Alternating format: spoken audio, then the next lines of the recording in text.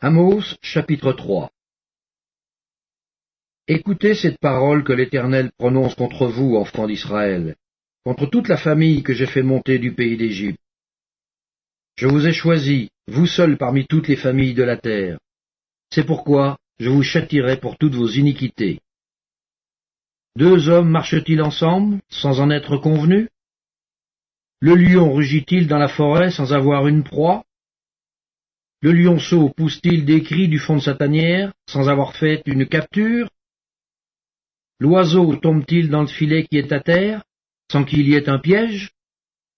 Le filet s'élève-t-il de terre, sans qu'il y ait rien de pris? Sonne-t-on de la trompette dans une ville, sans que le peuple soit dans l'épouvante? Arrive-t-il un malheur dans une ville, sans que l'Éternel en soit l'auteur?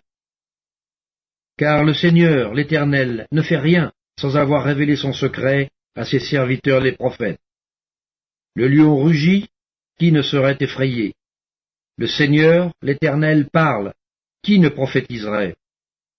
Faites retentir votre voix dans les palais d'Asdod et dans les palais du pays d'Égypte, et dites, rassemblez-vous sur les montagnes de Samarie, et voyez quelle immense confusion au milieu d'elle, quelle violence dans son sein. Ils ne savent pas agir avec droiture, dit l'Éternel. Ils entassent dans leurs palais les produits de la violence et de la rapine. C'est pourquoi, ainsi parle le Seigneur, l'Éternel. L'ennemi investira le pays, il détruira ta force, et tes palais seront pillés. Ainsi parle l'Éternel. Comme le berger arrache de la gueule du lion 2 jambes ou un bout d'oreille, ainsi se sauveront les enfants d'Israël qui sont assis dans Samarie, à l'angle d'un lit et sur des tapis de Damas. Écoutez et déclarez ceci à la maison de Jacob, dit le Seigneur, l'Éternel, le Dieu des armées.